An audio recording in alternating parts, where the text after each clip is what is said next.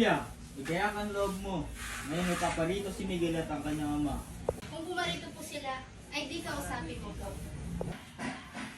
Bakit ganyan ang sagot mo? Wala po. Di naman pangit.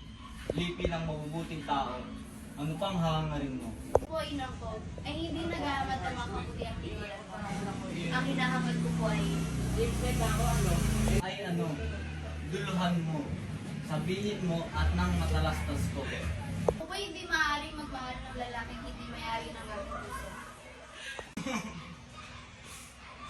Kuya, ako'y natatawa lamang sa iyo. Ikaw ay bata pa nga. Ang puso-puso ang sinasabi mo. Totoo nga't noong unang dako, kapag may lalaking nangingibi ay tinatanggap ng mga mata at puso. Kung ano ang kanyang tibok ay siyang sinusunod. Pasisindak, inang ko, ang mga pangungusap mo. Ang tunay. Ako hindi makasusunod. Di ko ako makatatakwil sa mga udyok ng aking puso. Kuya, ilawani, may kinalulundan ka ng iba. Wala po. Umuwi ka, bagay bukas makalawa, mag-aasawa ka rin dama. Ay kung mapasamuha mo, ay mapasakristyano na. Moro yata si Tenyong.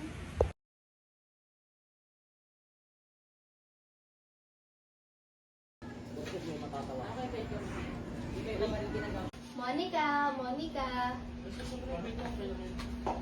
Pumaroon ka kay Lucas, sabihin mo hinihintay ko siya. Madali ka? Tao po, tao po. Lord, nakapupunta na sa ako eh. Siya nga ba, Monica? Bukas pala ako hahanapin mo rin. Hindi ako may kailangan. Si Aling Julia may kailangan sa iyo. Hintay ka riyan at sasabihin kong narito na siya. Mamaya na ikaw, mag-usap muna tayo. Sa, magpapayag ka na naman ng pag-ibig sabihin mo. Ano ang masama roon? Tunay naman ang pag-ibig ko sa iyo. Magandang araw po. Mas, tuloy ka. Nalalaman ba kung saan naroon si Mamang Tenyong? Hindi po, ngunit kung kailangan po ninyo ay aking mahanap. Salamat, Lucas. Ibig ko lamang ihatid ko sa kanya ang liham nito. Ano po't darating sa kanya ang liham? Kung wala na pong iba, ay lalakad na ako. Wala nang iba, Lucas. Ibalita mo tuloy sa kanila na dito ay wala nang mga Kastila. Iniwan at sukat itong bayan. Makararating po sa kanila ang balita. Yayaon na po ako.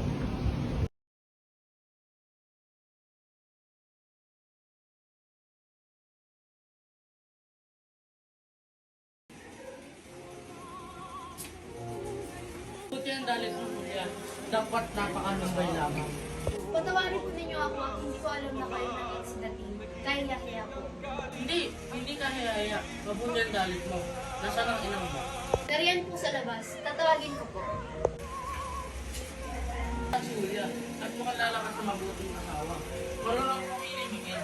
Oo, Awong ang mabuting mamimili. Si Miguel po hindi maalam kiusap.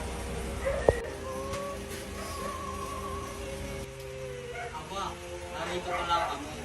Ano po ang Juana, ano ang buhay-buhay natin? mabuti po ako. Lapitan. Timurahin eh. Bakit nawawalan? Ako naman kayo. Oo, masama, Juana. Ang buhay namin ngayon sa Laili ay talagang napakahirap. Hindi katulad ng araw, kami umaasa sa aming maliit na sweldo. Juana, hindi malayo kami mga klerigo ay mauwi na lang sa pagsasaka. Bakit ang dami mo pong pinapakain ng pamamadala? Ang aking mga ulila pinapakain. Kay Aligulia. Malapit na po. Anong ibig sabihin nito? Miguel, ay nagpipiyari na kami ng kanyang ina. Ay, salamat. Ipinagayari na pala ako ni Inang. Tayo na po. Baka ikaw magpapapagpusal ka. Oo nga, Juana. Adios, Julia. Diyos po ako.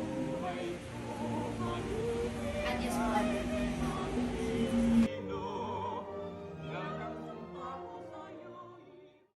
Kung buenas na kayo, kami walang maalis pa lamang. Ari na kayo. At ang rebisino, kaya pala hindi maalis sa inyo ang karian. Uy, nagkaraya ka. Kanina ay palyado ka na, Kopas. Busy tayo ng basa.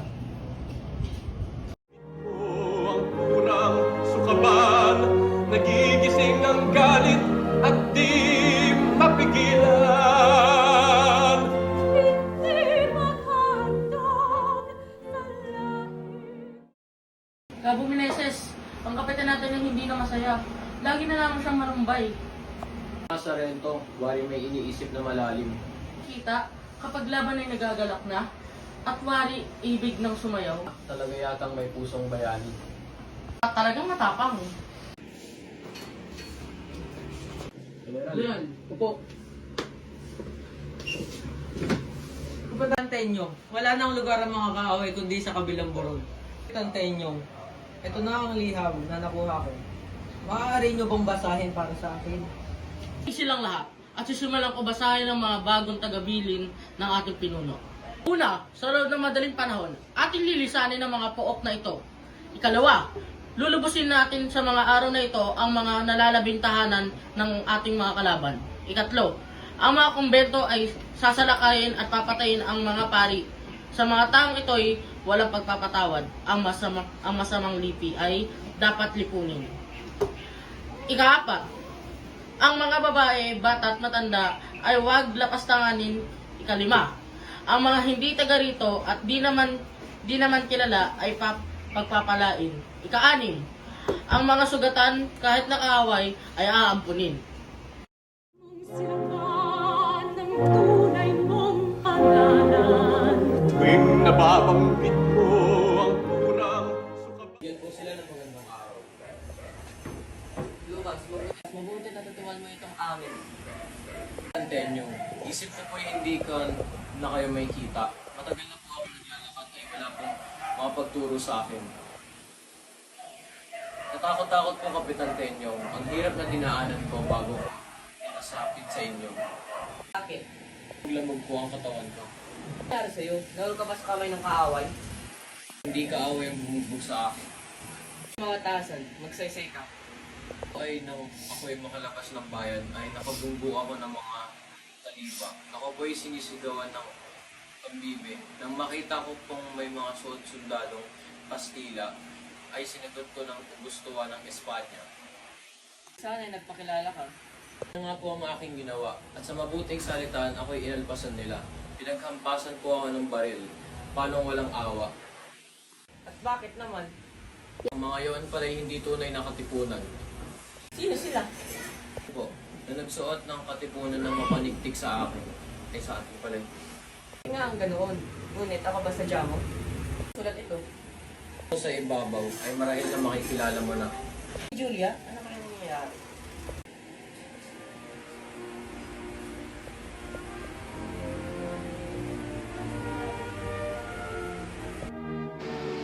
Ano kaya ang laman ng liham ni Aling Julia? Nakalungkot ng ganoon si Kapitan Tenyo.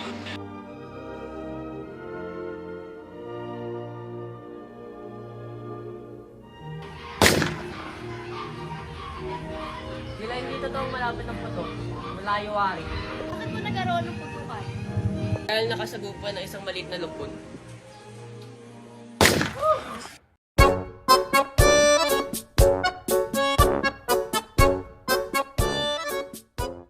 Na kayo, kami walang malis pa lamang.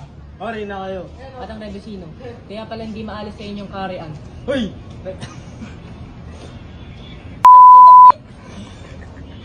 Ito kasi oh! Tumatawa kasi eh! Uy, nagtatakip na nga ano mo ay. Holya. Pre, buksan mo Pig silang lahat, at sisimulan ko basahin ang mga bagong tagabilin.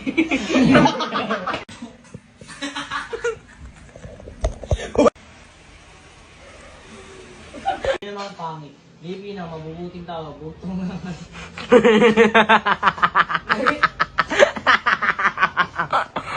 Tumatawa. Hindi naman pangit. Lipi na, mabubuting tao.